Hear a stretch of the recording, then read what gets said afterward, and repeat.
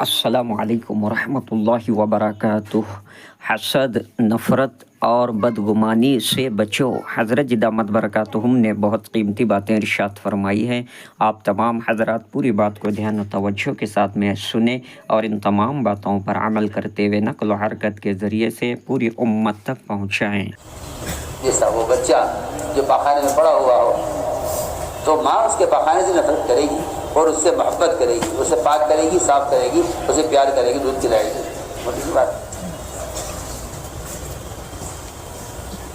کسی کا معیوب ہو جانا وہ اس کو نجاست لگ جانا ہے، پاک ہو جائے گا، صاف ہو جائے گا۔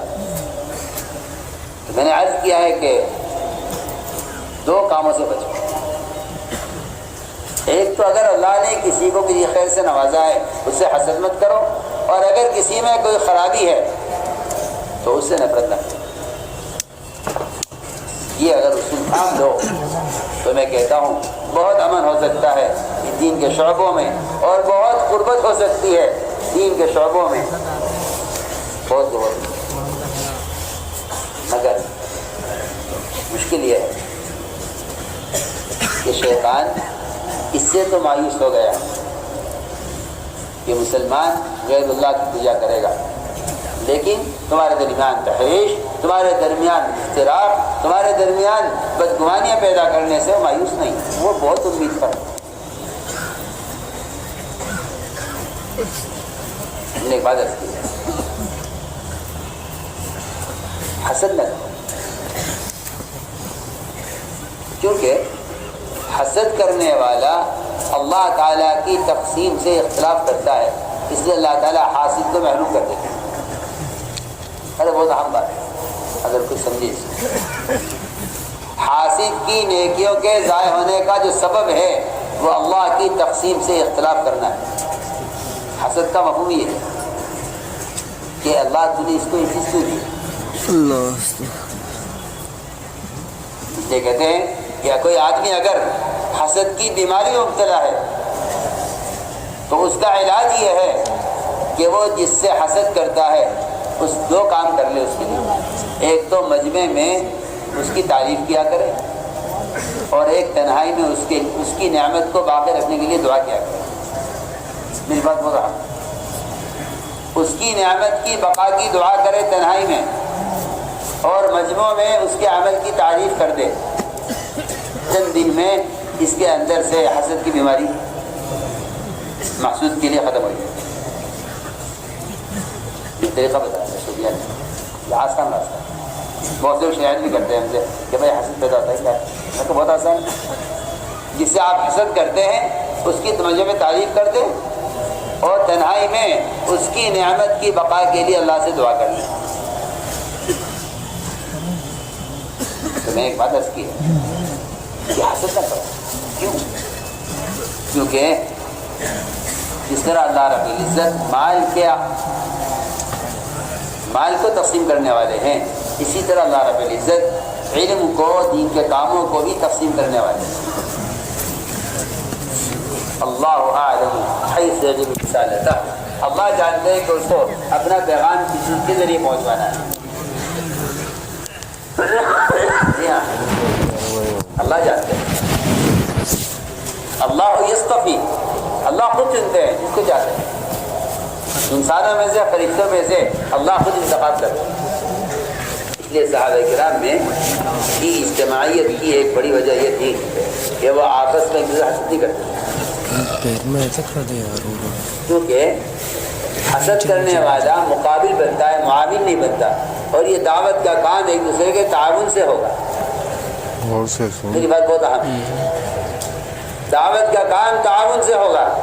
دین دنیا کے کاموں کا یہ فرق ہے، دنیا کے کام تقابل سے آگے بڑھتے ہیں، کیونکہ دنیا کو ہلاکت کی طرف جانا ہے، دنیا کی ترقی اس کی ہلاکت کی طرف ہے، اس لیے دنیا کے کام تقابل سے ہوتے ہیں۔ گاہک کا تاجر کا مقابلہ ہے، ادھر حاکم کا محکوم کا مقابلہ ہے، آپ دیکھیں ادھر وکیل کا جج کا مقابلہ ہے۔ سارے آپ شروع اڑا کے دیکھ لیجیے دنیا کے، کہیں بھی آپ کو تعاون نہیں ملے گا، اس لیے کہ دنیا کی ترقی تقابل سے ہوتی ہے۔ کارخانے کے مقابلے پر، دکاندار صاحب کی دکان والے کے مقابلے پر، آپ دیکھیں اگر آپ نہیں کر رہے تو تجارت ہی نہیں ہے نا. ہر آدمی اسے آگے بڑھنے کے لیے دوسرے کو نقصان پہنچانے کو سوچتا ہے کہ اسے کیا نقصان پہنچایا جائے کہ تاکہ میری تجارت اس سے آگے جائے. آپ کے برابر میں کوئی آپ کی چیز کی دکان کھولے آپ کو کتنا برا لگے گا. ہاں اب جانتے میری دکان چلے گی نہیں میری دکان رہے گی. میں نے عرض کیا کہ دنیا کے کام ترقی کرتے ہیں تقابل سے, کیونکہ دنیا کی ترقی ہلاکت کی طرف ہے. دین کے کام دین کی ترقی ہوتی ہے ایک دوسرے کے تعاون سے. اس لیے فرمایا قرآن نے وَلَا تَعَاوَنُوا عَلَى الْإِثْمِ وَالْعُدْوَانِ کہ برائی پر اور جو ہے ناحق کسی کا تعاون مت کرو. گناہ پر تعاون کرو, حق پر تعاون کرو اور نیکی پر تعاون کرو.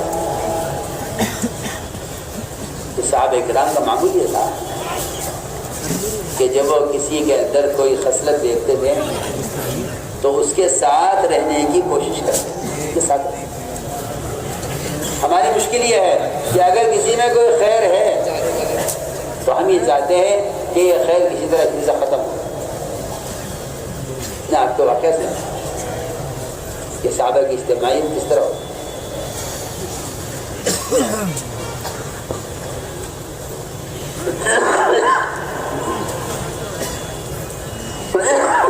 حضور اکرم صلی اللہ علیہ وسلم کے پاس ایک یمنی تلوار ہے, بہت عمدہ تلوار. فرمایا تلوار کون لے گا؟ حضرت عمر کھڑے ہوئے. حضرت عمر کی استعداد, ان کا مقام, ان کی صلاحیت لیکن نہیں دی. فرمایا بیٹھ جاؤ. فرمایا پھر یہ تلوار کون لے گا؟ حضرت زبیر کھڑے ہوئے, پرانے بھی ہیں رشتہ دار بھی ہیں. فرمایا بیٹھ جاؤ. تیسرا اعلان یہ ہوا اس تلوار کو کون لے گا جس کا حق ادا کرنا ہے. حق ادا کرنا, کون حق ادا کرے گا اس کا؟ یہ دونوں ڈر گئے کہ حق ادا کرنا ہمارے بس کی بات نہیں. یہ نہیں کہ ہم حقدار ہیں, حالانکہ پرانے ہیں مگر اس اعلان پر دونوں پیچھے ہٹ گئے. حضرت زبیر بھی حضرت عمر. ایک صحابی ابو دجانہ وہ کھڑے عرض کیا کہ تلوار نہیں اور بتائیے کیا اس کا حق ہے؟ آپ نے فرمایا اس تلوار کا حق یہ ہے کہ دشمن سے جھکے گی نہیں اور مسلم کو چھوئے گی نہیں. دشمن سے اور مسلم کو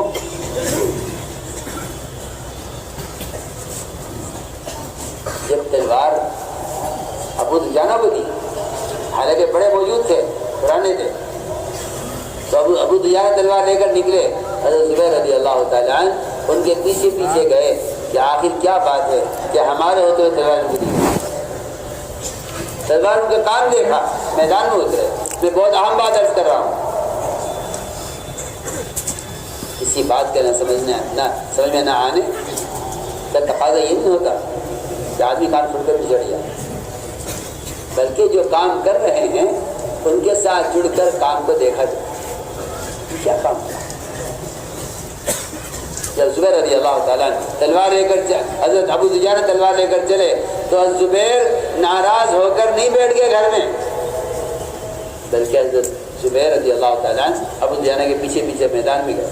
کام دے کر کہنے لگے اللہ و رسولہ اعلم, اللہ جانتے اللہ کا رسول, کسی کیا کام لے رہے. اللہ رب العزت ہم سب کو ان تمام باتوں پر عمل کرنے کی توفیق عطا فرمائے.